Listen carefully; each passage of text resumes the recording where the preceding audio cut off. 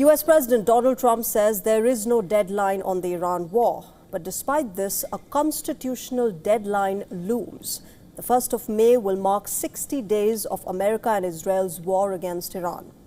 If US and Iran fail to reach an agreement by then there will be a constitutional showdown on war powers between Donald Trump and congressional lawmakers, with Democrats leading the charge. On the 28th of February, remember, US and Israel planes had entered Iranian airspace. The first wave of bombardment had assassinated Iran's supreme leader, Ayatollah Ali Khamenei. Tehran launched counterattacks on all American allies across West Asia. There's a ceasefire in place as we speak, but remember, the possibility of a peace deal between the United States and Iran remains grim at the moment. Washington has already drawn a red line. Iran will not and cannot have a nuclear weapon. Both sides remain far apart on the diplomatic table. Donald Trump, meanwhile, has kept all the options open. But contrary to what he claims, time might not be on his side.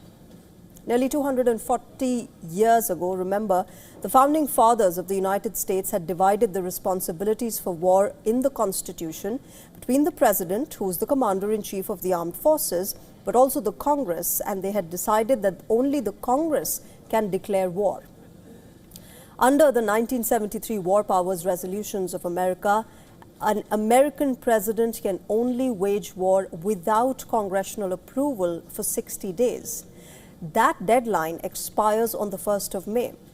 Beyond this, Trump can extend his military deployment for 30 more days, but remember, this is only limited for an orderly withdrawal of troops. Trump could do what former President Barack Obama did during 2011 Libya bombing. Obama had said that the operation did not involve sustained combat and therefore the constitutional limit does not apply. Only the US Congress can declare the war, and the last time it did so was on the 4th of June back in 1942. From Vietnam to Iraq, United States has fought enough wars without any official declaration of war. This leaves the Democrats with one choice: wait it out until the November midterms.